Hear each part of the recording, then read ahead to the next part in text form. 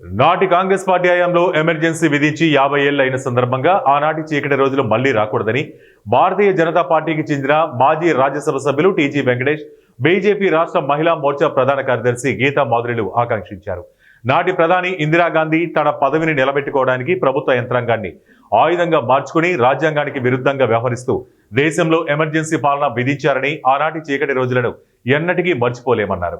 అలాంటి పరిస్థితులు ఎన్నటికీ రాకూడదంటూ దేశ ప్రధాని బాధ్యతాయుతంగా ఎలా ఉండాలి, పార్లమెంట్లో ప్రజలకు ఉపయోగకరమైన దేశ భవిష్యత్తును ఉత్పన్నం చేసేలా చర్చలు ఎలా ఉండాలి అన్న విషయాలను ప్రజలకు, యువతకు, విద్యార్థులకు అవగాహన కల్పిస్తూ రాష్ట్ర మహిళా మోర్చా ప్రధాన కార్యదర్శి గీతా మాధురి ఆధ్వర్యంలో కర్నూలు నగరంలోని కేవీ సుబ్బారెడ్డి ఫార్మసీ కళాశాలలో మాక్ పార్లమెంట్ను నిర్వహించారు. దేశ రాజధాని ఢిల్లీ నగరంలోని పార్లమెంటు భవనంలో సమావేశాలు ఎలా జరుగుతాయో అదే తరహాలో అధికార, విపక్ష పార్టీ సభ్యుల మధ్య చర్చలు ఏ విధంగా ఉంటాయి, రాజు ప్రజలకు ఉపయోగపడే బిల్లులపై ఏ విధంగా సుదీర్ఘ చర్చ జరుగుతుంది, నాటి ఆమోదయోగ్యంపై మెజార్టీ సభ్యుల ఆమోదం ఎలా తీసుకుంటారు అన్న విషయాలను క్షుణ్ణంగా విద్యార్థులు కళ్లకు కట్టినట్లు తెలియజేశారు. అంతేకాక మాక్ పార్లమెంటులో రాష్ట్ర బీజేపీ నాయకులు పాల్గొని ప్రసంగించారు. ఆనాడు ఇందిరాగాంధీ చీకటి పాలన గురించి ప్రశ్నించిన మహానాయకులందరినీ జైలులో పెట్టించారన్నారు.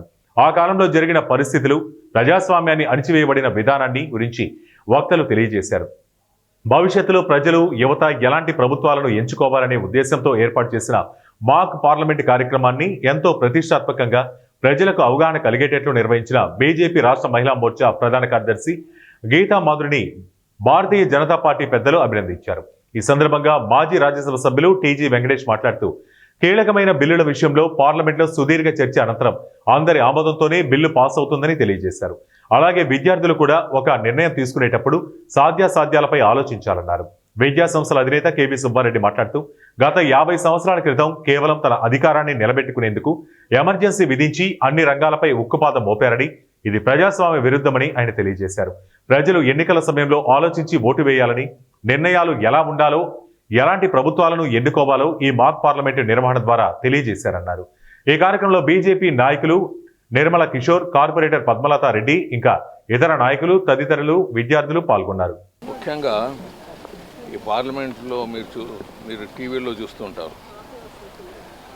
టీవీలో ఏం తెలుస్తుంటాయంటే ఒకరికొకరు ఇంకా కొట్టుకుంటారా, అపోజిషన్ వాళ్ళు, రూలింగ్ పార్టీ వాళ్ళు కొట్టుకుంటారా, వీళ్ళు స్నేహమే లేదా, వీళ్ళ కోసం జనాలు కూడా కొట్టుకునే పరిస్థితిలో ఉంటుంది అనే ఆలోచనలో ఉంటారు అందరూ. ఎందుకంటే అక్కడ అపోజిషన్ లీడర్ స్ట్రాంగ్గా మాట్లాడితే ప్రజలు కూడా రెచ్చిపోతూ ఉంటారు.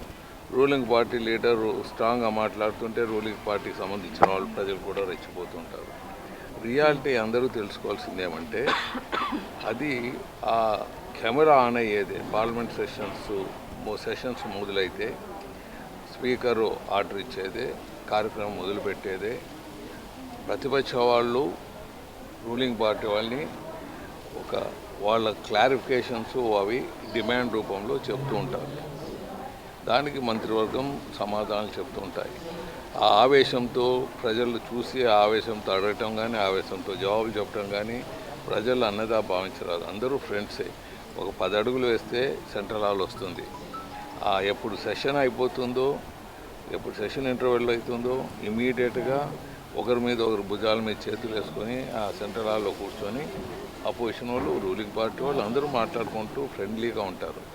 ఆ సబ్జెక్ట్ వరకే ఫైట్ ఉంటుంది. ఇంకోటి ముఖ్యంగా చెప్పేది ఏమంటే పార్లమెంట్ సెషన్స్ మనం అనుకున్నట్లు ఏం డిస్కషన్ జరగకుండా కొట్టుకొని ముందుకు వెళ్ళిపోతుంటారు, కొట్లాడుతుంటారు. ఇది ఏం పార్లమెంట్లో డిస్కషన్ జరగకుండా బిల్లులు అప్రూవ్ అవుతుంటాయని మీరు చాలామంది అపోహలో పడుతుంటారు. అందరికీ తెలియజేసేది ఏమంటే పార్లమెంట్లో కమిటీలు ఉంటాయి. స్టాండింగ్ కమిటీ చైర్మన్గా నేను కూడా ఉంటుంది. 33 మంది ఎంపీలతో సహా ఒక్కొక్క కమిటీ ఉంటుంది. అన్ని కార్యక్రమాలు అంటే బిల్లు ఏది ప్రవేశపెట్టినా, అంటే ఫైనాన్స్ కానీ, లేకపోతే డిఫెన్స్ కానీ, హోమ్ది కానీ, ప్రతి ఒక్కటి రైల్వే కానీ అన్నిటికీ ఉంటాయి, కమిటీలు ఉంటాయి. నేను 7 కమిటీస్కు 6 కమిటీస్ నుంచి ఒకటి పార్షియల్ కమిటీకి హెడ్గా ఉంటుంది నేను. మరి దాంట్లో అన్ని అపోజిషన్ పార్టీ వాళ్ళు ఉంటారు, రూలింగ్ పార్టీ వాళ్ళు ఉంటారు. క్లుప్తంగా ప్రతి బిల్లు ప్రవేశపెట్టే ముందు కమిటీలో డిస్కషన్స్ 100 పాలు జరుగుతుంది. అక్కడ అపోజిషన్ వాళ్ళు కానీ రూలింగ్ పార్టీ వాళ్ళు ఎవరు అనుకోరు. వాళ్ళు ఆ బిల్లు మీద సుదీర్ఘంగా చర్చించి కంక్లూడ్ వచ్చి 99% అందరూ ఏకతాటిగా ఆ బిల్ ప్రవేశపెట్టే ముందు అందరూ ఒప్పుకున్నదే లోక్సభలో దాని మీద మంత్రివర్గము ప్రవేశపెడుతుంటాయి. ఆ బిల్లుల్ని సుదీర్ఘంగా కమిటీలు చర్చిస్తాయి. మీరు చూస్తున్నట్లు వీళ్ళు కొట్లాడతారు, వీళ్ళు బిల్లులు పెట్టేస్తారు, దాని మీద ఏం చర్చించారు అనుకునే అపోహ ప్రజల్లో ఉండరాదని తెలియజేస్తారు. భారతీయ మహిళా మోర్చా సారథ్యంలో ఈరోజు డాక్టర్ కేవీ సుబ్బారెడ్డి ఇన్స్టిట్యూషన్స్లో మాక్ పార్లమెంటు నిర్వహించడం జరుగుతూ ఉంది. ఇందిరాగాంధీ ఎమర్జెన్సీ విధించి 50 సంవత్సరాలు ఇటీవలే పూర్తయింది.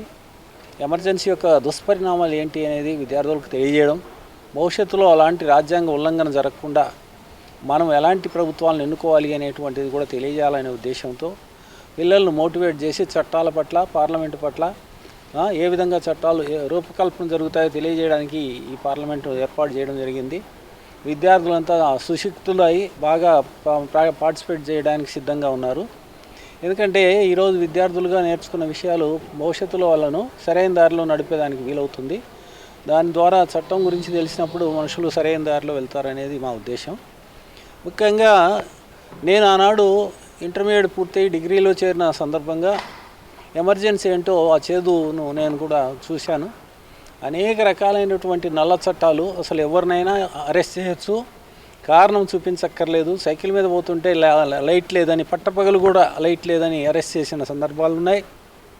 బెయిల్కి అప్లై చేయనీకి లేదు, ఎన్ని సంవత్సరాలైనా జైల్లో మగ్గిపోవాల్సిందే. అనేక మంది నాయకులు జైల్లో పాలైపోయినారు. మంచి వాళ్ళందరూ జైల్లో, చెడ్డ వాళ్ళంతా కూడా రాజ్యం వెళ్ళినారు. మరి అలాంటి ప్రభుత్వాలను మరొకసారి మనం ఎన్నుకోకుండా ఎవరు ప్రజల పక్షాన ఉన్నారు అనేది మనం ఆలోచించాలి. ఈరోజు మోడీ గారు ప్రపంచంలో మన దేశ కీర్తిని ఎంత పెంచారో మనందరికీ తెలుసు. ప్రపంచంలో 4వ అతిపెద్ద ఆర్థిక శక్తిగా మనం ఉన్నాము అంటే మన మోడీ గారు రూపకల్పన చేసినటువంటి అనేక మంచి చట్టాలు ప్రజలను మోటివేట్ చేయడం, అందరికీ కూడా అసలు ఒక బ్యాంక్ అకౌంట్ ఇవ్వడము, ఆ బ్యాంక్ అకౌంట్ ద్వారా కొంత వాళ్ళకి ఇన్కమ్ సంపాదించుకునే అవకాశం కలిగించడం, బ్లాక్ మనీని అరికట్టడం, అనేక చర్యలు చేపట్టినటువంటి మోడీ గారిని మరి రాబోయేటువంటి రోజుల్లో ఓడించడానికి కాంగ్రెస్ లాంటి పార్టీలు అనేక కుయుక్తులు పన్నుతూ ఉన్నాయి. రాహుల్ గాంధీ పొద్దున్న లేస్తే రాజ్యాంగ ఉల్లంఘన అంటారు. ఎమర్జెన్సీ కంటే మరి చండాలమైనటువంటి రాజ్యాంగ ఉల్లంఘన ఎవరు ఎప్పుడు చేయలే. నిజానికి నాడు పశ్చిమ బెంగాల్లో అనేక ఉల్లంఘనలు ఉన్నప్పటికీ కూడా మోడీ గారు రాజ్యాంగాన్ని అనుసరించి ఒక ముఖ్యమంత్రి వాళ్ళు ప్రజలు ఎన్నుకున్నారు, ఎలాంటి వాళ్ళన్నా కానీ వాళ్ళ పీరియడ్ అయిపోని అని ఎదురు చూస్తున్నారు తప్ప ఆ ప్రభుత్వాన్ని రద్దు చేయలే.